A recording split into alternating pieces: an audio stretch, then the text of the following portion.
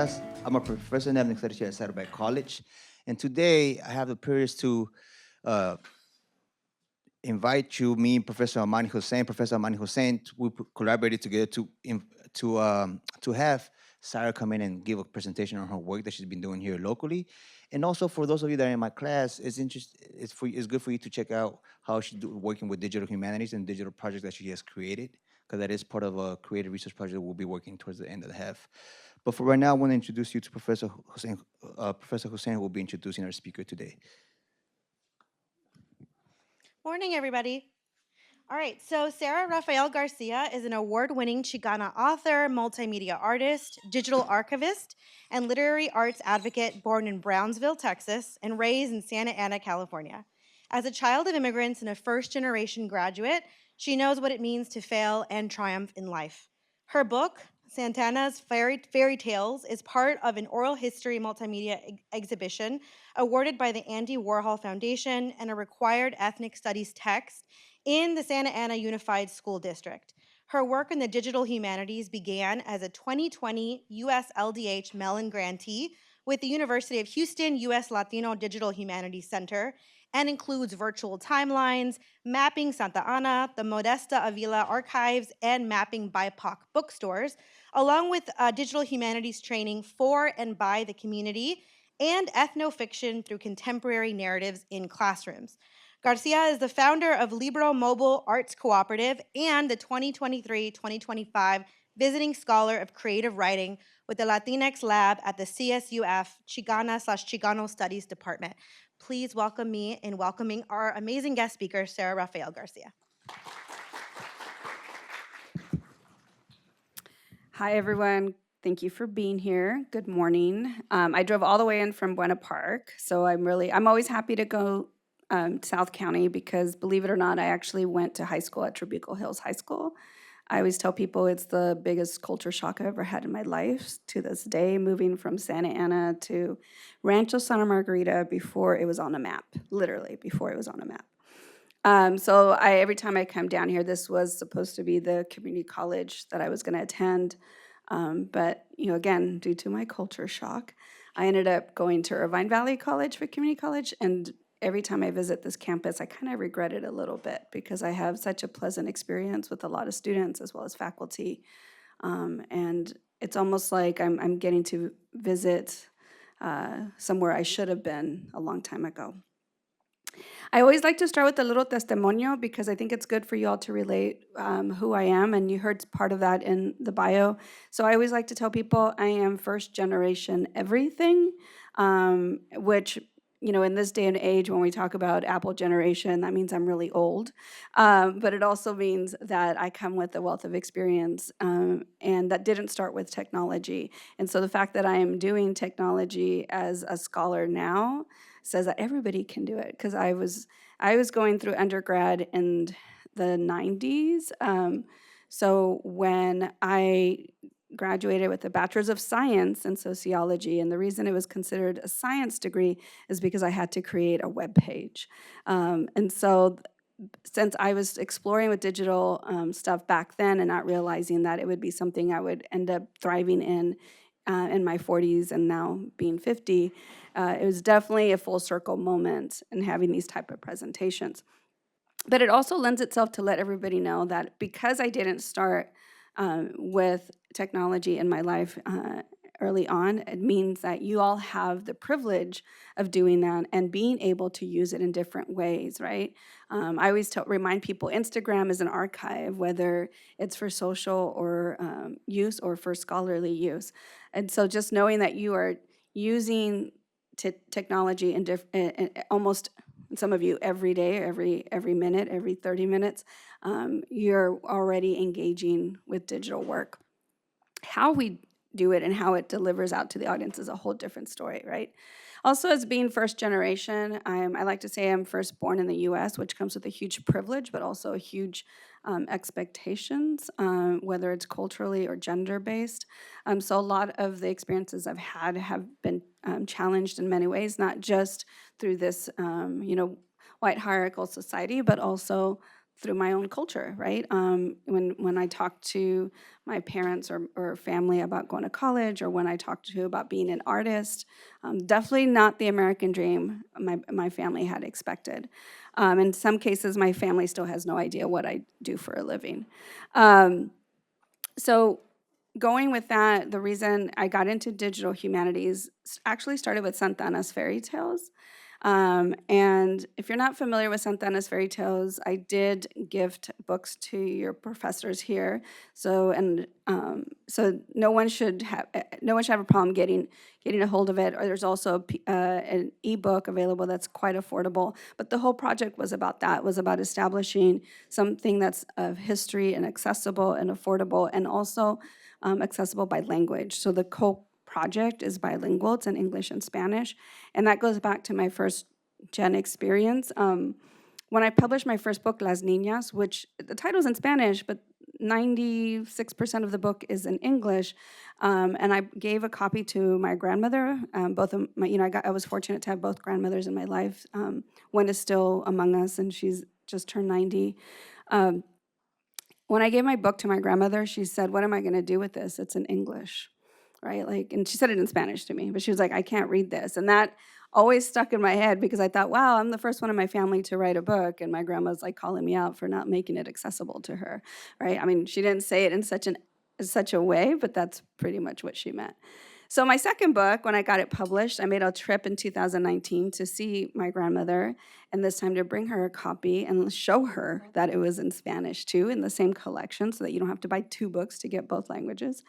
And this time she made me laugh because she says, "Oh, how am I going to read this? I can't even see you that well anymore. You're going to have to read it to me."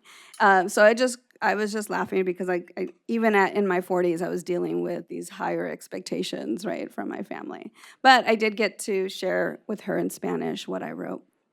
And Santana's Fairy Tales started out as a project in my MFA program. I went to Texas State University, Masters of Fine Arts and Creative Writing and Fiction and Multimedia Studies. And what I found is that I wrote out of anger. I had a really alienating experience. I went to a school that's an HSI or multicultural. However, the MFA program was still predominantly white, very much teaching the white canon.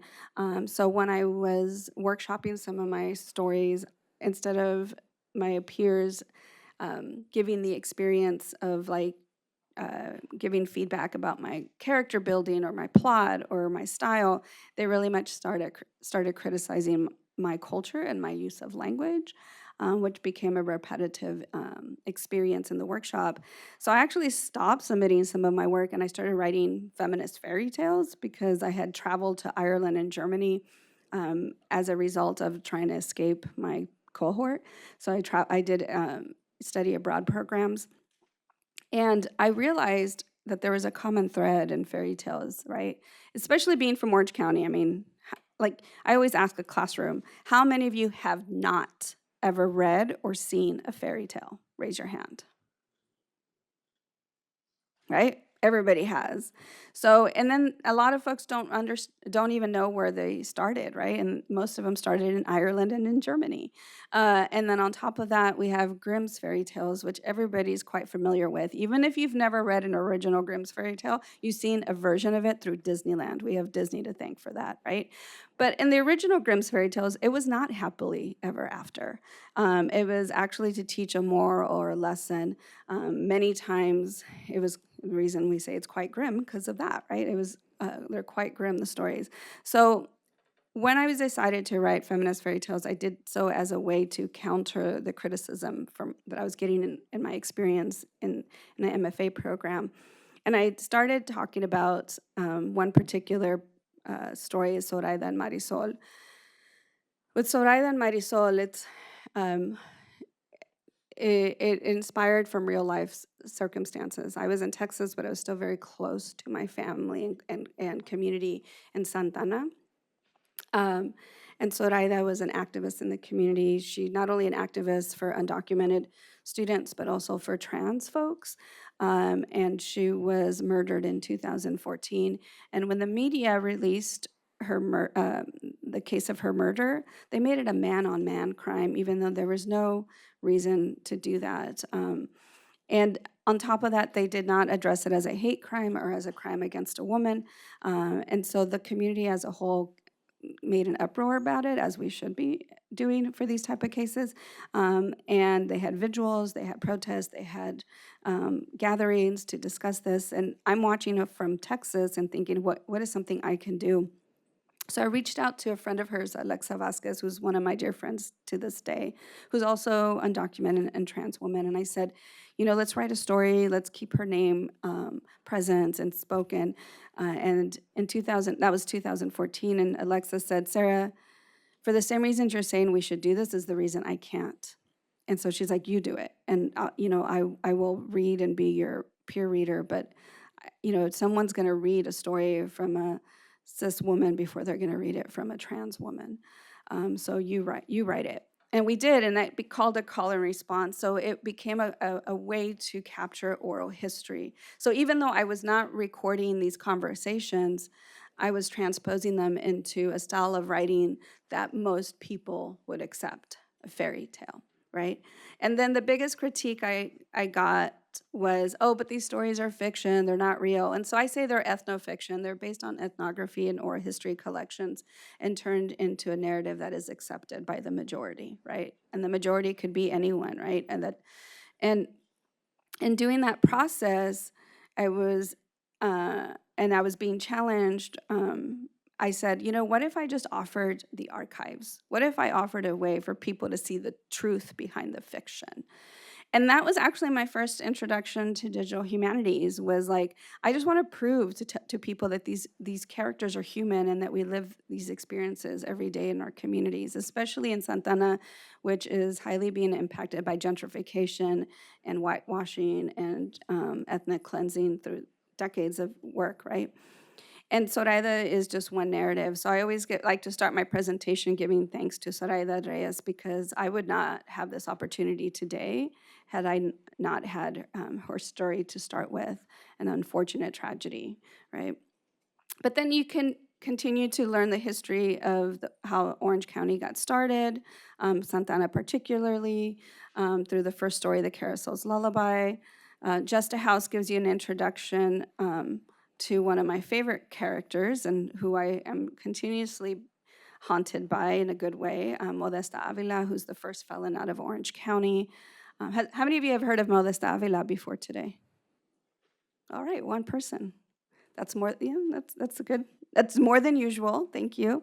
So Modesta Avila is the first felon out of Orange County for challenging the railroad being built at 15 feet away from her house. And she ended up being convicted, not the first time, the second time. The first time it was a mistrial.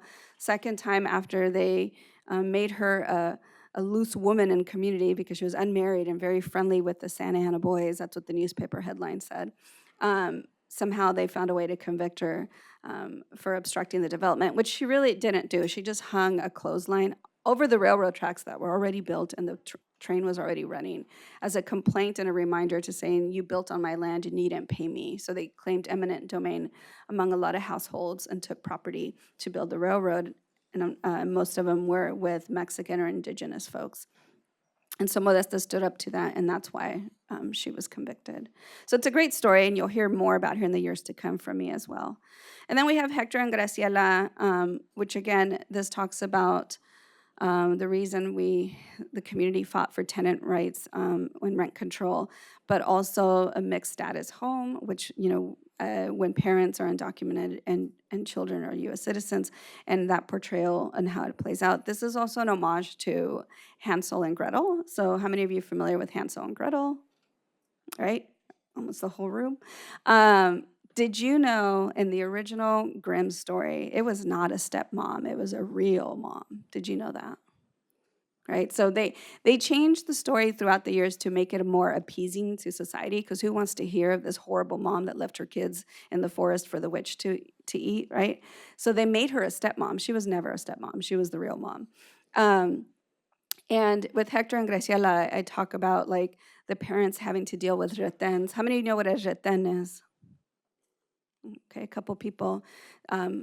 So a retén still happens. There are DUI checks, and mostly in communities with folks who identify as undocumented or probably being racially profiled as undocumented, and DUI checkpoints as a reason to ask for a license, right?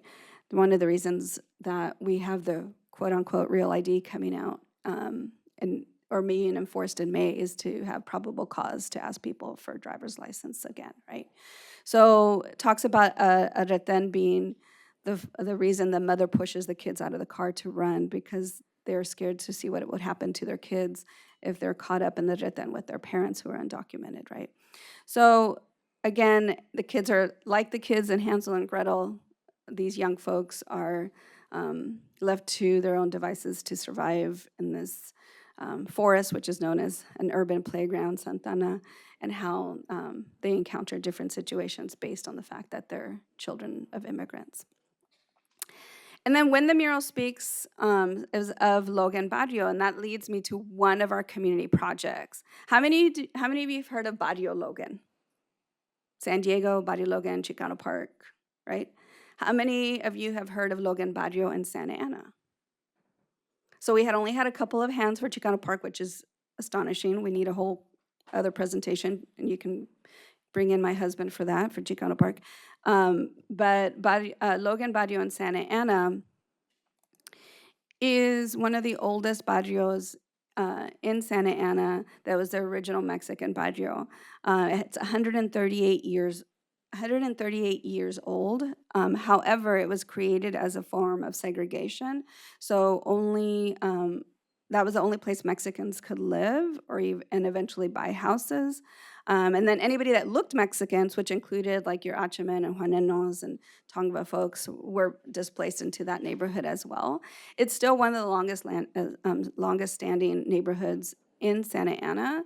They celebrate a park reunion. They have Chepa's Park, named after Josephine Chepa Andrade, who's an elder in the community who passed a few years ago, that helped preserve the neighborhood. And so they celebrate their existence, and they made it a place they called home and have their own businesses, and now they own most of their homes in that neighborhood. So Logan Barrio is a project that I've worked on in the last couple of years with Michael Andrade, who's Chepa's grandson, and he's in his mid-30s. And we were able to create a virtual timeline based on a book that was written by Rafael García, who's a community historian who grew up in Logan, who's now an elder in the community as well.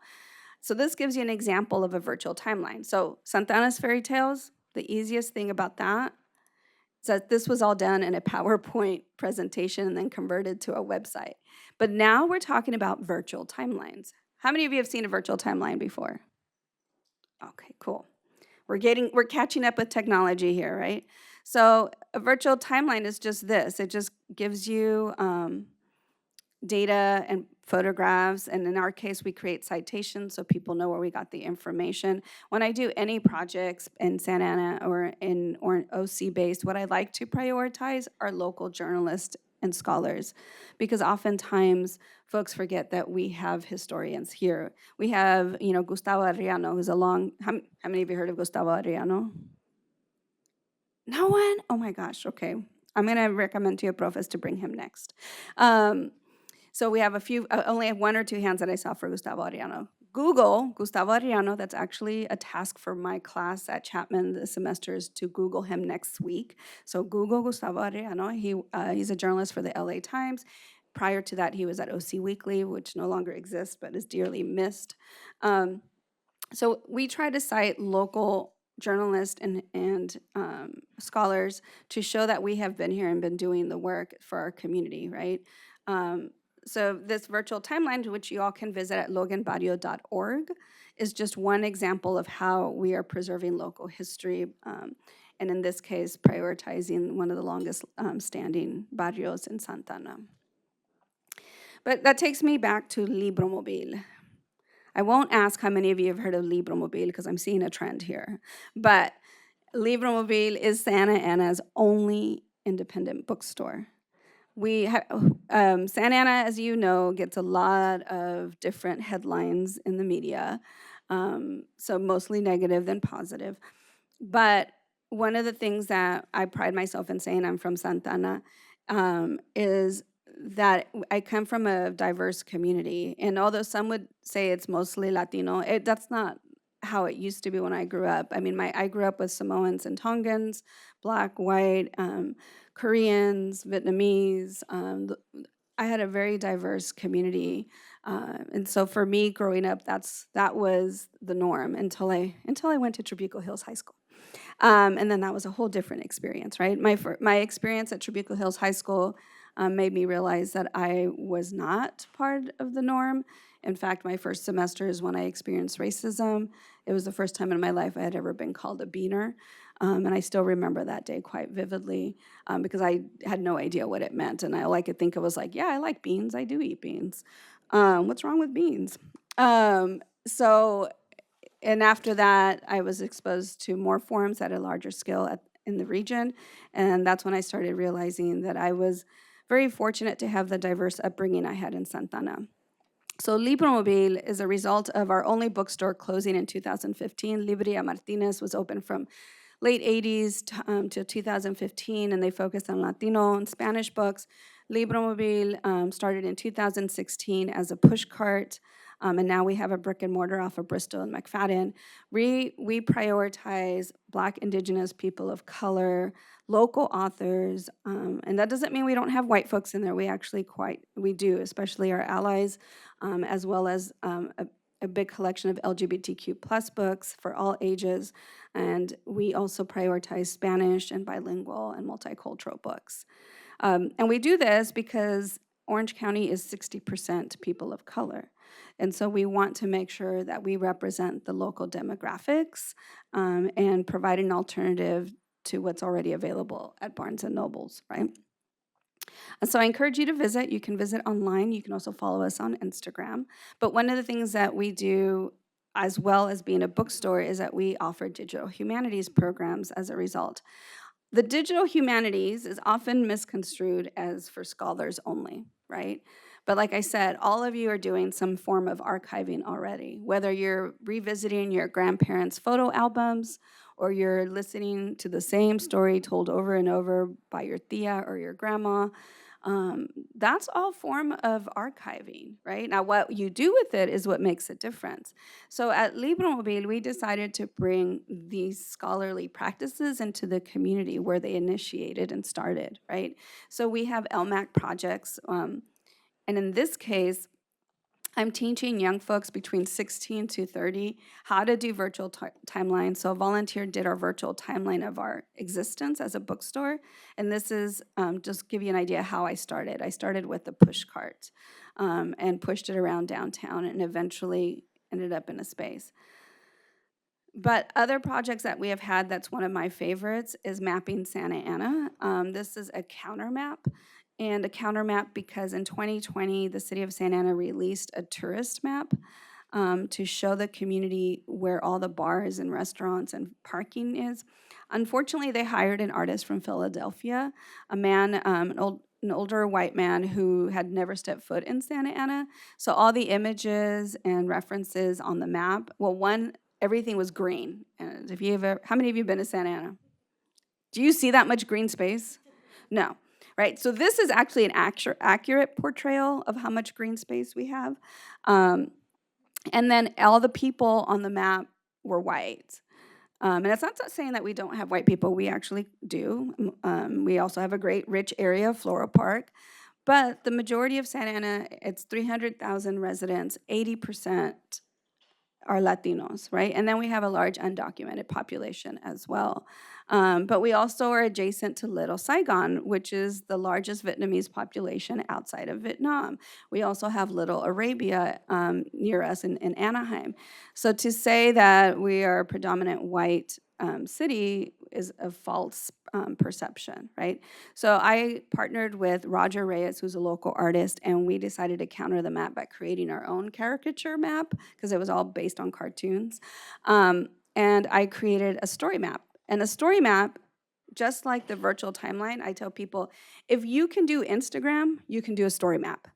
If you can use a Google Sheet, you can do a virtual timeline, because the apps that I teach are open access apps. They're not the most sophisticated, they're not the most like techie, impressive innovation, but they are free, right? So that means anybody can use them at any point, and you don't even have to do it in a classroom or under an institution.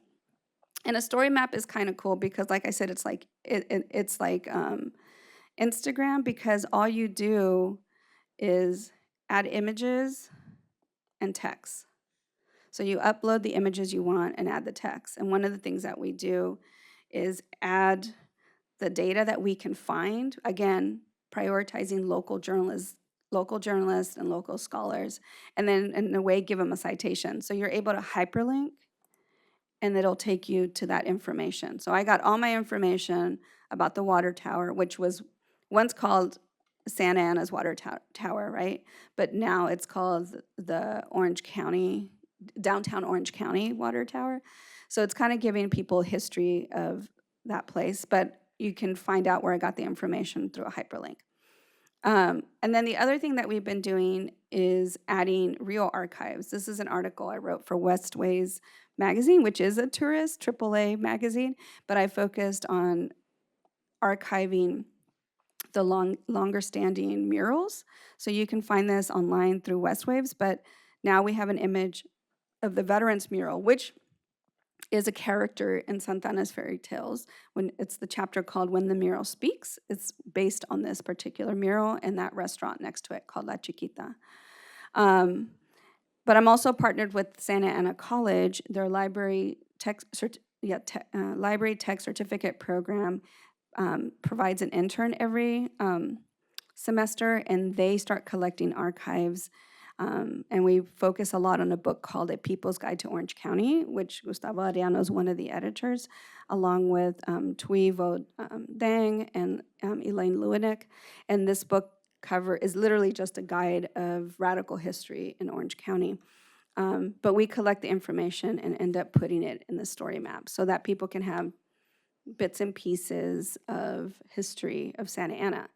And why we call it a counter map is because we actually publish it as a zine. Like, we have a little folding pocket zine.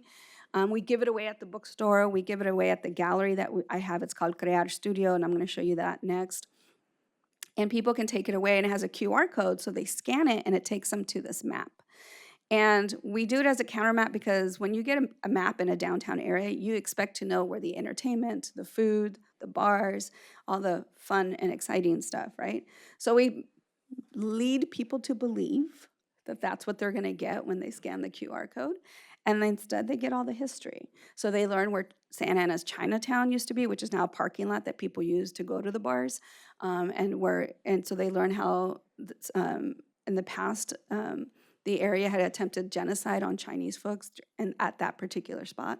They learn where the last lynching of a Mexican happened while they're getting their fancy Hopper and Burr coffee in Santa Ana, right? So there's so much history that we walk by that we're unaware of. And what we're trying to do is continue to preserve it in a form that anybody has access to it, but also make it part of mainstream education in the region. So when people visit my community, they're not just coming in for the cheap tacos or the happy hour specials. They're coming in also for the free education. Okay, and then I mentioned Crear Studio.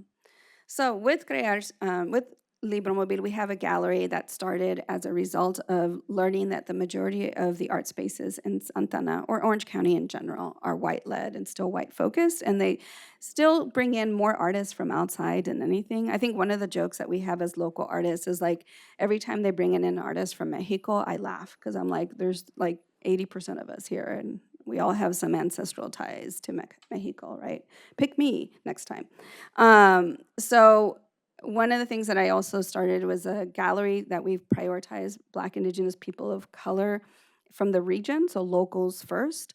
And the idea to be able to give them a platform and some visibility, like a stepping stone, so that local museums like ACMA, like Bowers, like Grand Central Art Center, which is in downtown Santa Ana, see that we have local artists here first. And maybe they should start cultivating the local artists alongside of guest artists, right? Because there's definitely things we can learn from people from different places. So in the last 3 years, we have shown 20 of them. One of my favorites is Llamero Compa. How many of you know what Llamero Compa means? All right. Who wants to try to explain it to the non-folks? Yes.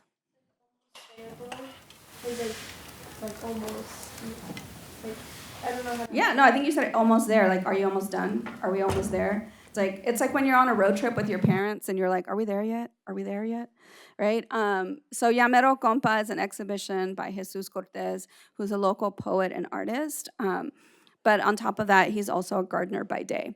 So he ended up doing an exhibition that explores daily life as a gardener, but not to exploit the labor, but to celebrate the people behind it. He's a gardener with his family, so they have multi-generational gardeners. And this is one of the elders that still is a gardener, Señor Mario. And the idea is to be able to show people that these are humans, right? And they have, in a way, also give them like a regal image. So he's doing like, this is Mario with, let me make this bigger so you could see more of it. This is Mario on his throne, right? Like this is him resting. This is how he, he sits at the bed of the truck at the end of the day, and be able to explore the humanity behind these labor workers, right? Which, from what I heard, everybody didn't work yesterday. And then this is Jesus, and this is, he always does a play on his name because Jesus, Jesus, right? And considering the situation that has now turned into a religious political platform, that so many people are using religion as a way to push out immigrants or push out some liberal ideas, right? So he says, it's funny that my name is Jesus because I usually don't stand for all the things that people are using Jesus in Jesus' name, right? So he created this piece as the cross because how a labor worker is seen is only seen as through their labor. Their faces are never, people don't look at their faces, they look at the tools, they look at what they can do or what they don't do. And then the tools that we had in the exhibition are actually working tools. So they were taken from his family's collection and then they were put back to work as soon as they came down. But the reason I'm showing you this is because we are using Matterport, which is a 3D capture, another digital humanities tool. This one is not free, although everyone does have access to one free space. So you could go practice and use this tool for free. You just can't do more than one space. And we're using this, it's a tool that real estate agents use, like people that show you apartments or houses, they usually use Matterport.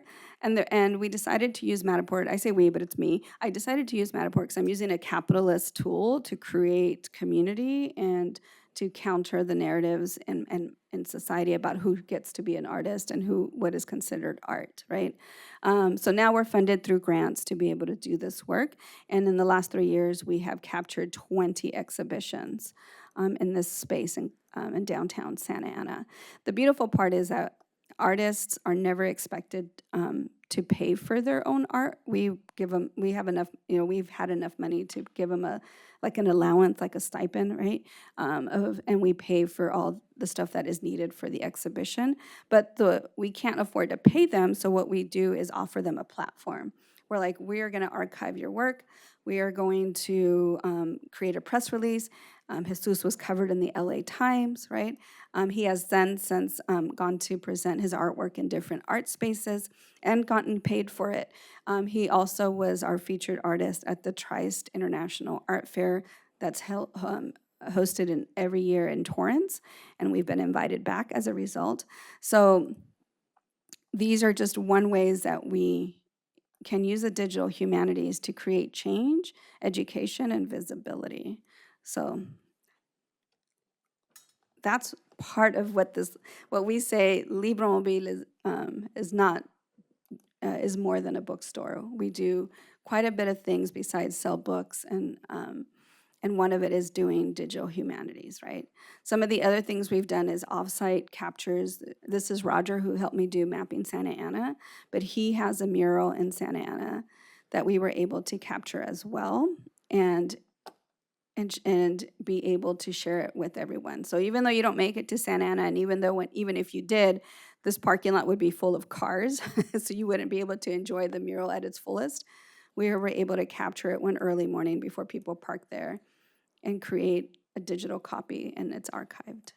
So people can see it, learn about the icons on there, right? Like the green parrots is an homage to the green parrots of Santana, but then also the different historical figures. He has an homage to Emilio Vasquez, who's a muralist from the region, as well as Sergio Ocadiz, who's who both have passed since, but are captured in history, and then Bowers Museum and the train, and the women on this mural. This is his wife, and it's an homage to the idea of Santa Ana, and then this is his child painting him on the train, right? So it's like a reflection of the past and the future.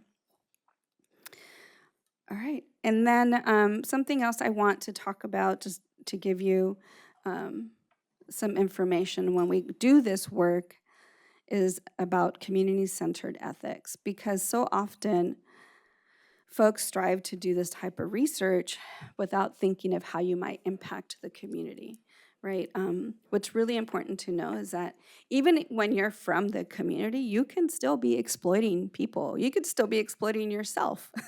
And what's one of the hardest lessons I have learned as an artist in residence at Grand Central Art Center back in 2016 and doing Santana's fairy tales, I was very much exploited and tokenized. But at the time, I was just so new to the industry as well as the environment and the need. I didn't have a job. I didn't have a place to live. So it helped me do everything I needed to do to survive, and eventually led to me thriving. But in the process, I was definitely portrayed as the poor first-gen student, or the poor Mexican woman, or we're giving her an opportunity, right? But still giving her less than everyone else. So one of the things that I realized that it's really important for us to talk about ethics. And when I was thinking about this presentation in particular, which I've given at Cal State Fullerton and at Chapman, is how can I convey that you become an archive to the society, right?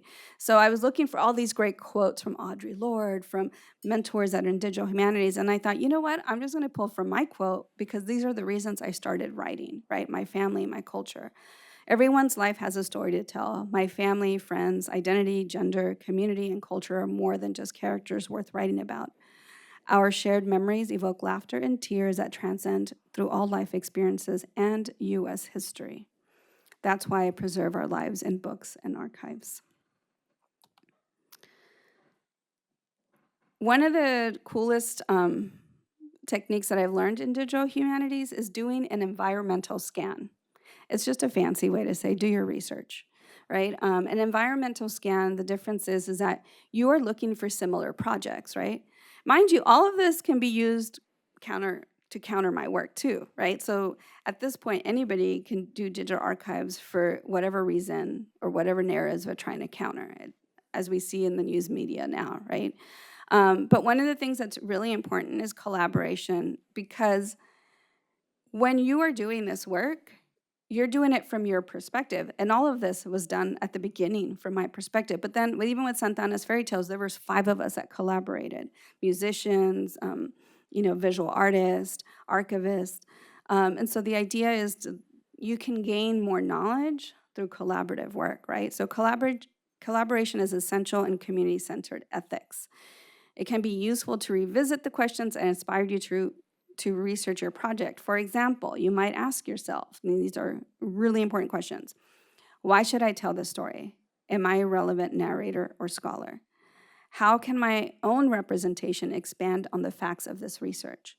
Has this been done already? Who can I collaborate with to affirm my intentions?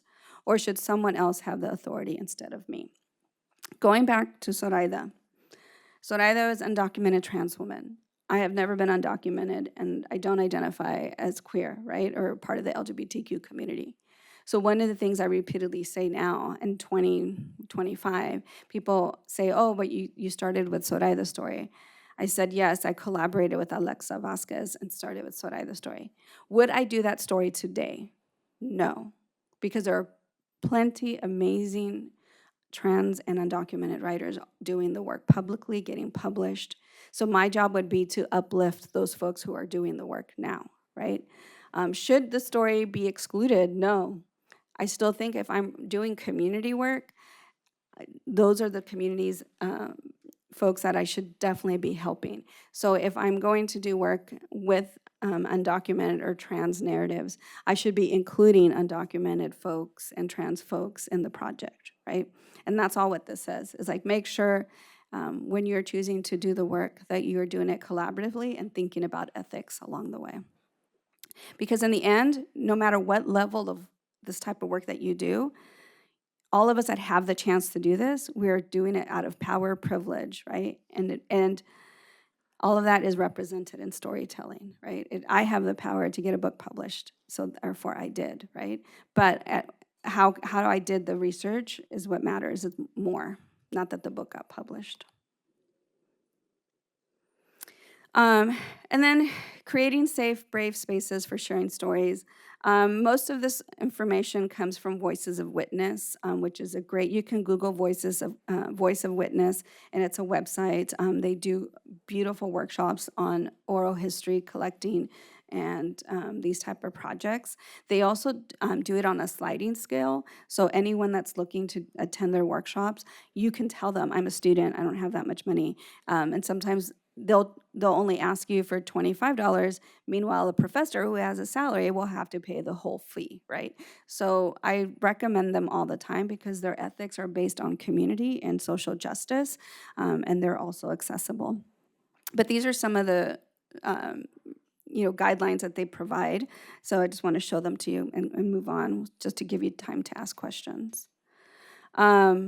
Something that I always say is before the creating begins, establish your intentions, because it's really, you need to write them out and have them next to you every day, because as the project progresses, you might hear a story that you like really want to share because it's so traumatic and so underutilized in public media, but you also have to understand go back to your intentions. If you're looking to uplift, one of the things you have to ask yourself, is it necessary to show the trauma to be able to convey this message, right? And also prioritize your intended audience. It's not about who's your audience, because the whole world could be your audience. It's about prioritizing the intended audience. Who is important to you? Who are in your VIP seats? And stick to that priority, right? You don't have to pander to other audience members. If you're writing for your grandparents, make it accessible to your grandparents. Like my grandmother's, my abuelita's call out. It sticks to me. I have to make sure that everything I do is accessible to them, right? Oh, a non-negotiable, and I'm just going to end with that. Establish your non-negotiables. This can be part of even writing an essay for school. What is important to you? What is non-negotiable? What is something you will not sway from? For me, it's always language. Like, I'm going to code switch when I write. Lo digo en inglés y lo digo en español, right? And so language is important. I do not italicize, because the moment I italicize, I am conveying to the reader that my Spanish, la idioma de mi abuelitas, is second class, and I'm not going to do that. I'm also, by italicizing, you prioritize the monolingual speaker, right? So it is a huge skill to have more than one language in your vocabulary. So you have to think about that. You'll become the expert when you can code switch.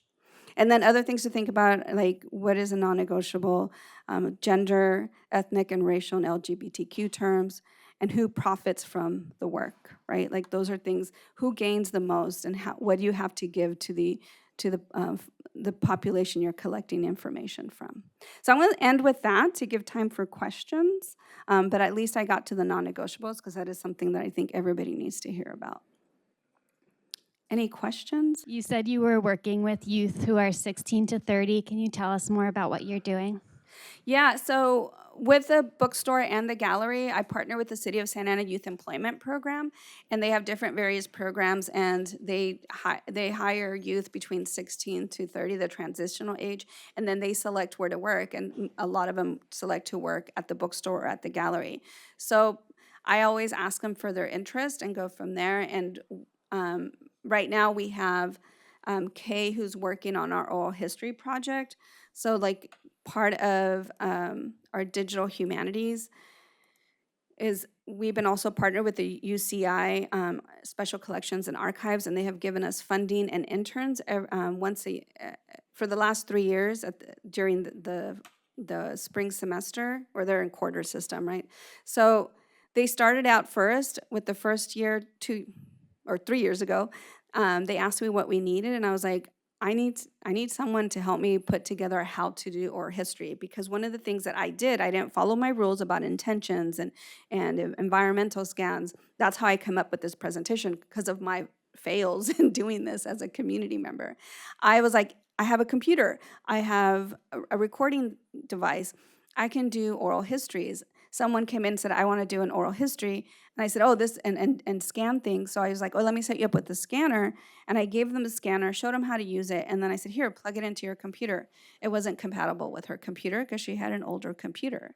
So one of the things that I realized, like, I need to take a step back and be able to say, I have a laptop you can use. I have a digital scanner I can show you how to use, but I also have the directions in case you don't want me to sit over your shoulder and see what you're doing.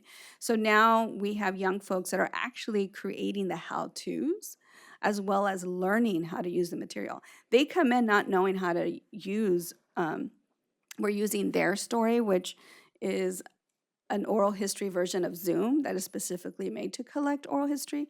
It's not free to institutions. They charge a lot of money, but because we're doing the work on a community, they give us a free membership. So we now get to have the sophisticated technology for free and can offer it to the community for free as long as it's not being institutionalized.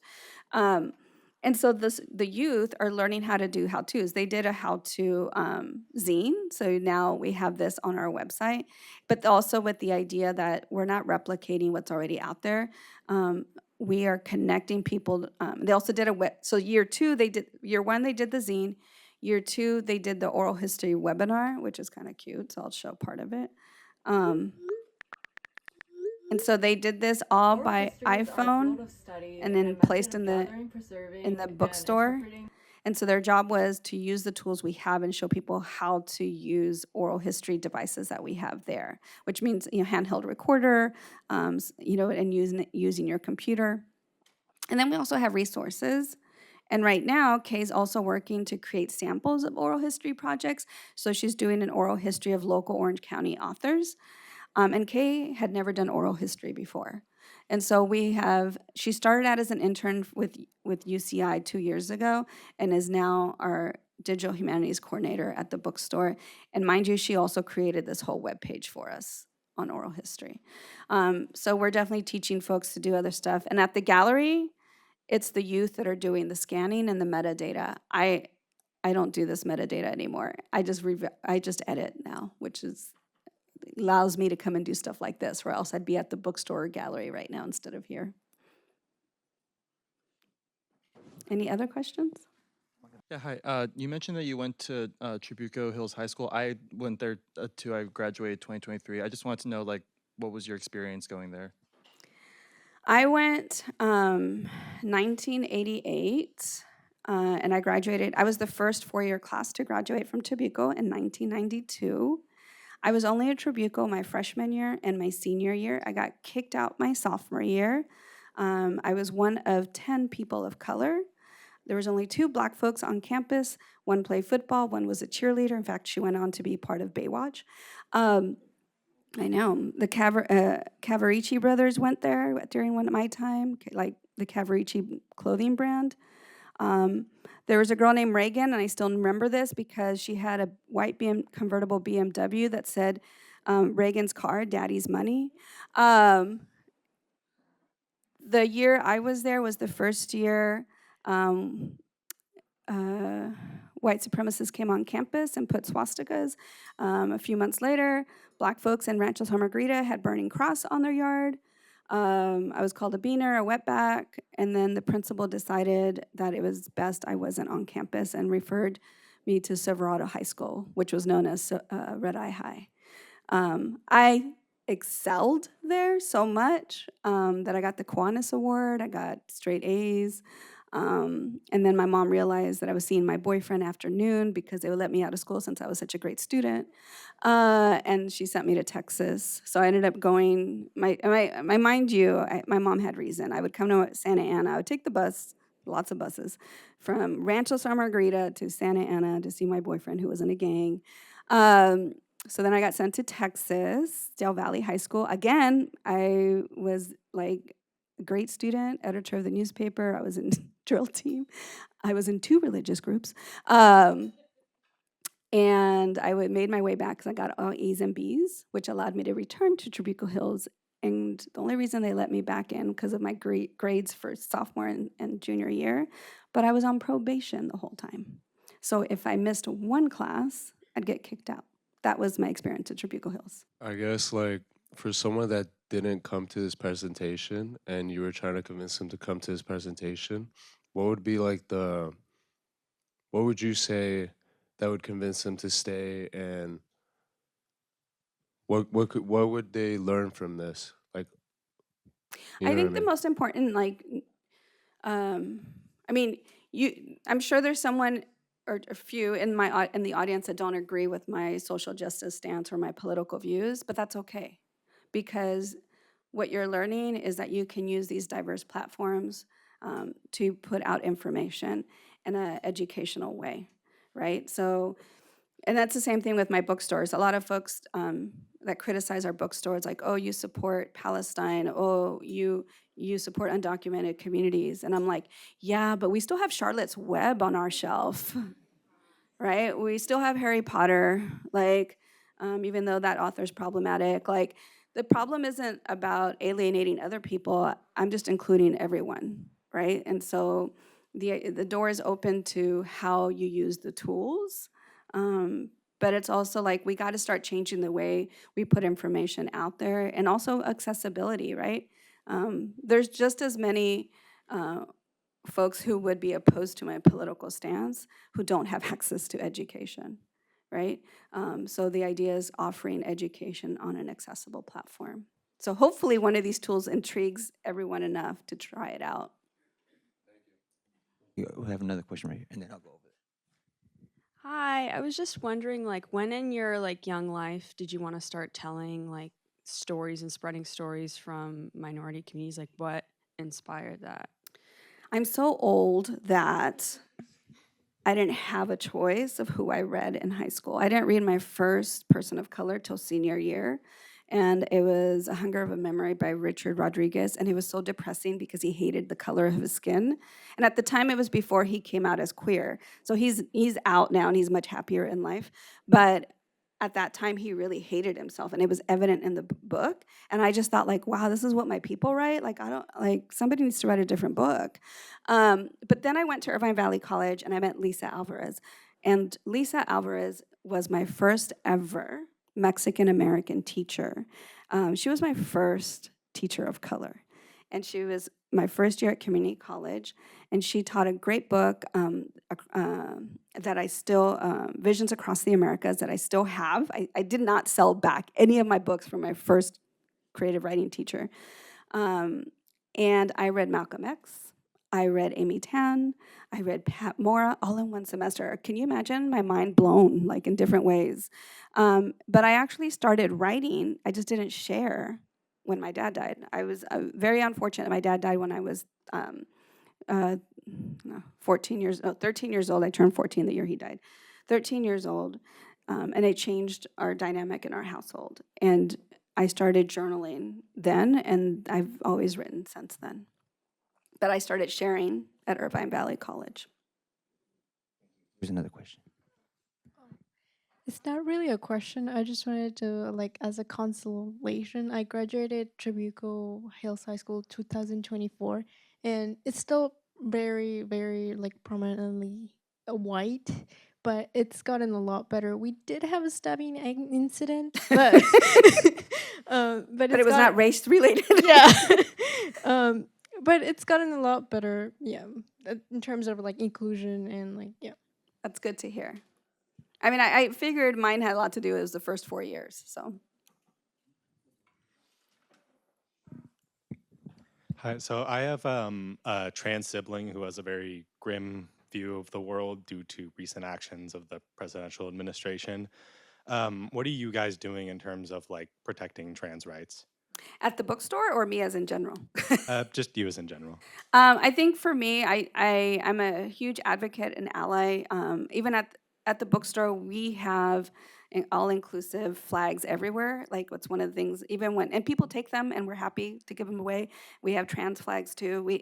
I think one of the best stories that I've had, sad, always grim, stories is that a young man a few months in November, or no, I take that back, in September last year, walked into my bookstore and he needed his declaration statement. He was from El Salvador, and he needed his declaration statement written to be able to follow his paperwork, but no one to help. And he only spoke Spanish.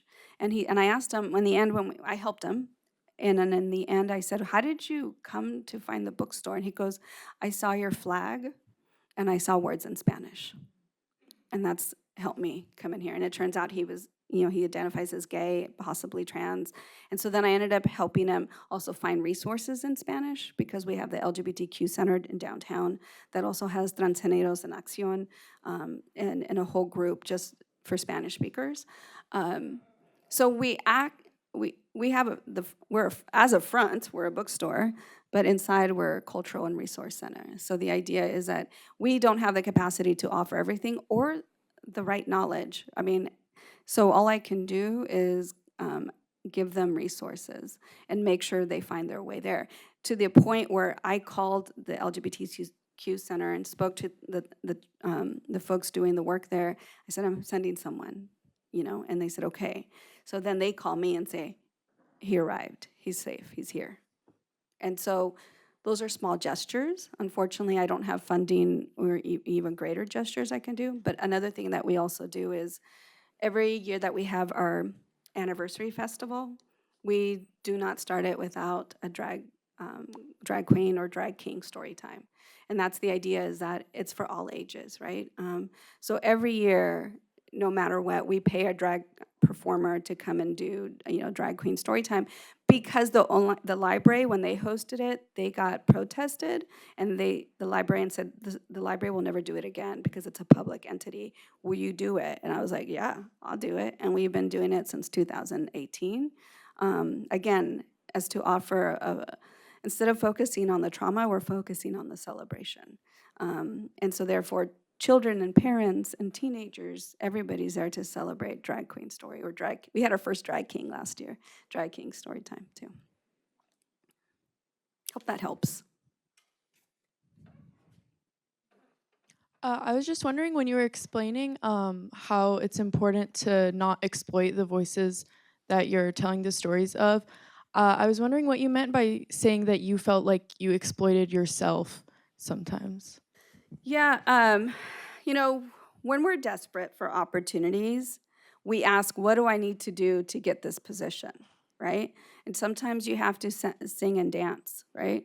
And sometimes you have to thank people, even though those people may not even do really anything for you, but give you a little certificate saying, "We honor you," and then they host a gala and charge everybody at the door $100 to get in, right?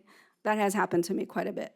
And then now I say, "Is it free?" "Oh, okay, I'll go." "Are you charging at the door and you're not paying me?" "Oh, I'm not going." Or what are you raising money for, right? These are important questions to ask. Certain situations, I say, "I'm there." Every time Saddleback says, "I'm there," whatever, but luckily all the professors here are like, "No, we're gonna pay you." I'm like, "Thank you." But a lot of times we pander to the white hierarchy that was established, because that is our norm. We are conditioned from day one in this country that is what we aspire to do. There's so many times I heard, "We gotta, I can't have an accent." Believe it or not, Spanish is my first language. And now the accent comes out when I speak Spanish, right? And so we are conditioned our whole lives to fit in, but yet we're never accepted as someone that fits in, right? So sometimes with this whole DEI thing, right? Like, I laugh because the people that are like, my God, they're taking down DEI. And I was like, look, I was doing DEI before it was a thing. I'm going to still do DEI after it's a thing. I don't need a label to do the work. What's going to be interesting are the people who stop doing DEI because it's no longer a photo op, right? And so that's when I say, actually, there's one good thing that's going to come out of this, is that the people who no longer are getting a photo op or street cred or or a fancy title at work, it's going to be interesting how many of them stop, because that's going to tell you who's always been doing it with or without the title, right? However, when I got my attention for my artist in residence, I thought it was great that the newspapers wanted to interview me. And then I would read the stories, and they're like, they would focus on the trauma. They would focus, her dad died when she was 13. She's the first one born in the United States. Oh, she was on food stamps after the MFA because she couldn't get a job. And I was like, why did they focus on those details? And then I thought, oh, because I told them. So I have to change the narrative when I share my story. And kind of tell them, oh, don't write that. That's off the record. Or please don't focus on this. It's been done before, right? And that has helped. One more question. Thank you. In your life, education, career, etc., what has been your most hurtful or demotivating moment in your life where you wanted to give up or whatever, if you've had one, and whether it was helping others feel seen, etc.? And if you have had it, how did you overcome it? I would lie to say that I overcame it, because so many of us deal with depression, and I'm one of those people. And I'm learning, even at 50, like I just had a conversation with my cousin who's 40, right? And he's the first boy. So we have all these first moment conversations, and he's 40 and I'm 50, and we're on the phone because his younger brother committed suicide last August at 37. And we're having these conversations. And I swear to God, I'm talking to the 10-year-old and he's talking to the 20-year-old. And, and we're both going, and in my head, I'm like laughing because I'm like, no, we're really 40 and 50. But we're still dealing with it as kids. And it's because no one talks about it. And so I would lie to you if I said I overcame X, Y, and Z, because I haven't. There isn't a week that I don't think about my dad's death. There isn't a day that I don't think about my cousin Ryder who committed suicide because he had no one to call, right? So the advice I give now is that, remember, it's only one day. Tomorrow is another day. You can start again, right? And find your support system. I am very fortunate that I found the love of my life late in life. I didn't get married till I was 44, and I'm from a Mexican family. Imagine, I was predicted all kinds of things. But the thing is, you have to know your support system, and if it's not within your family, because outside of my husband and one sister, and I have two, it's not my family either. My cousin, he's reconnecting because he lost a brother, and he doesn't know how to deal with it, right? So I think you have to find your support system, whether it's therapy, and I hope people have access to therapy, whether it's a mentor, whether it's a sibling, whether it's a group like that already exists, like the LGBTQ centers. Just have one person that you can honestly wave a help flag to. And I have those people. I am fortunate that those people exist in my life, and I trust them with my life, right? And I've had to make those calls where, like, I'm having really bad thoughts.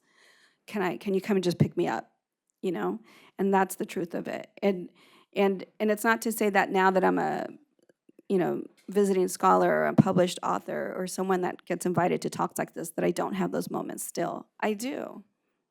And so I think every day that moves forward is a day you overcame.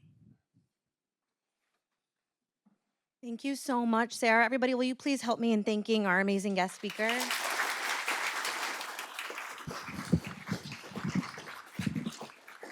We're so grateful. Thank you so much. I'm going to turn.